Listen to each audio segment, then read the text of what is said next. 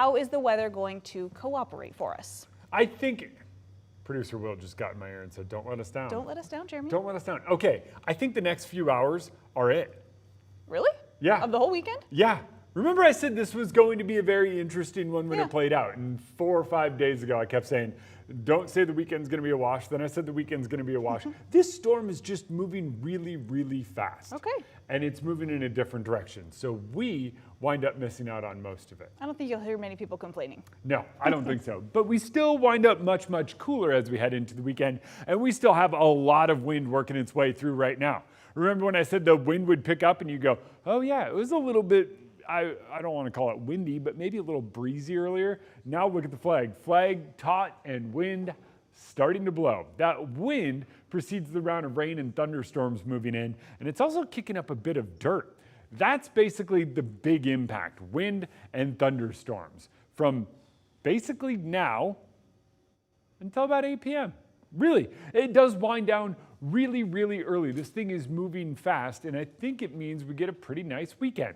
Wind advisories remain in effect through 8 p.m. for 35 to 45 mile per hour winds, with gusts up over 50 locally. We haven't seen anything too crazy yet, but still blowing quite a bit. We've already seen some reduced visibility along really just at the intersection of 395 and I-90 right there at 218. That's where we've seen a bit of that blowing wind. Sorry, it's down there. Blowing dust. And that's a similar story along 195, but the rain is already moving in. So today, winds widespread 40 to 50 miles per hour. Tonight, winds calm down. Tomorrow, it'll be a bit breezy at times, 20 to 30 miles per hour, but then all of that wind should move out, and Sunday winds up seriously, seriously calm as the storm moves its way out. That storm making its way up toward us and bringing with it the wave of energy and moisture. Notice it is heavy rain in central Washington and southeast Washington and even up over the Panhandle, but there is not much convection embedded within, or not much thunder and lightning embedded within that band of rain.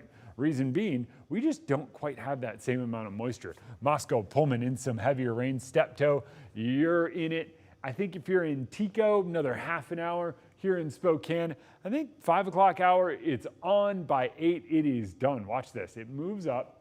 5 o'clock hour, we are in it. There's another band that goes through along Interstate 90 and down into southeast Washington.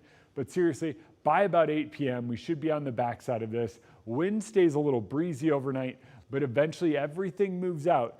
And even as the storms still pop up on Saturday, most of those stay over on the west side. It's just the way this looks. A lot of that activity just stays farther to the west, so we wind up sunny and slightly warmer. 71 degrees tomorrow, a few showers off to the north. 73 on Sunday, 80 on Monday, and then a rather pleasant week with plenty of sunshine works its way in.